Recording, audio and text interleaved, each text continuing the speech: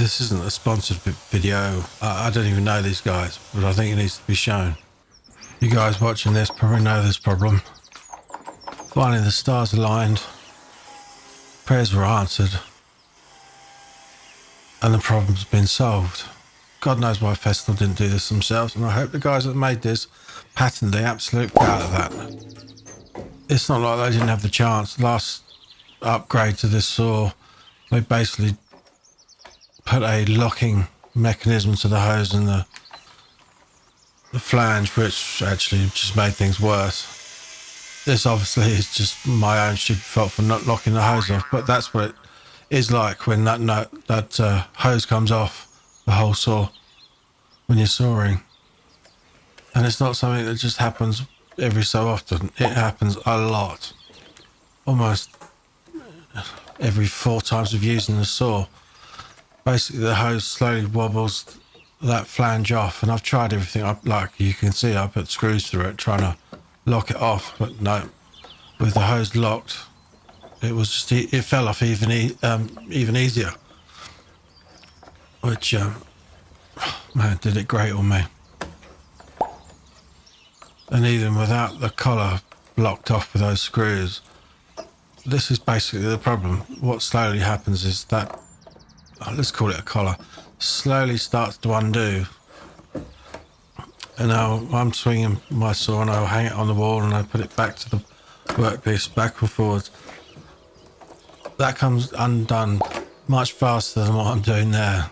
And it's both these saws, plus the 75. All 3 saws that Festool make, that's the 85 and the 55 cut saws. And here's the answer.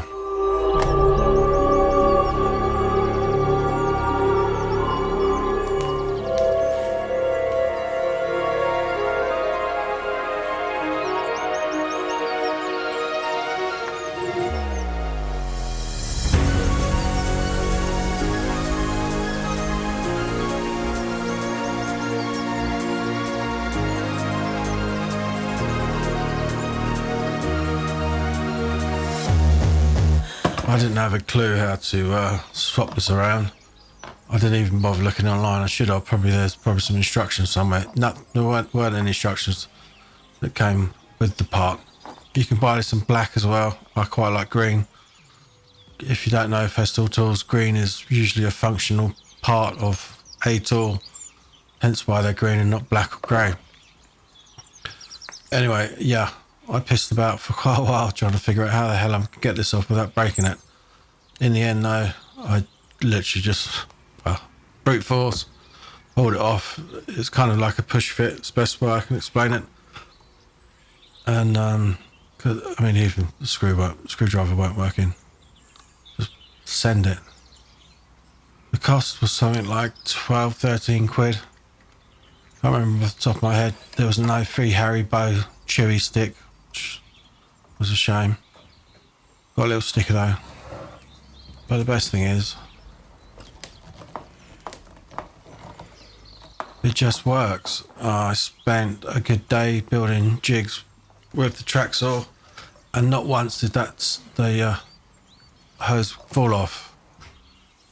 Boy, man, was that it's a small thing, that the hose falling off, I know, but when you're getting a cloud full of MDF dust in your face because the hose is falling off, it soon pisses you off. Why Festool haven't sorted this, I don't know. You would have expected them. I mean, this is an expensive saw, man. And I'd say that's the only problem with the saw. Slightly underpowered compared with the Mafel, and doesn't have the scribe function. If I had my time again, I'd buy the Mafel, but that's red. It doesn't go with green. Yeah, no, next saw will be the Mafel for sure.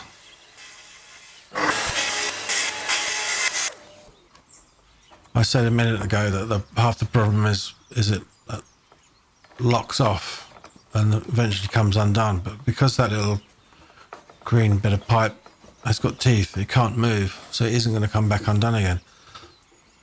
Which made me a bit sceptical, because when you turn it like this to lock it off so it can't fall out, I was wondering, how's that hose going to turn? It's going to be a bit of a prick, but actually there you see your answer, really. It turns inside the housing of the hose, which I think is going to be fine.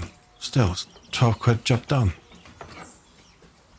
And for now, I'll fuck that off and just swap the fittings around, and maybe one day I'll get another one of those and fit it to that saw. I pretty much knackered the other fitting, so that's a purchase.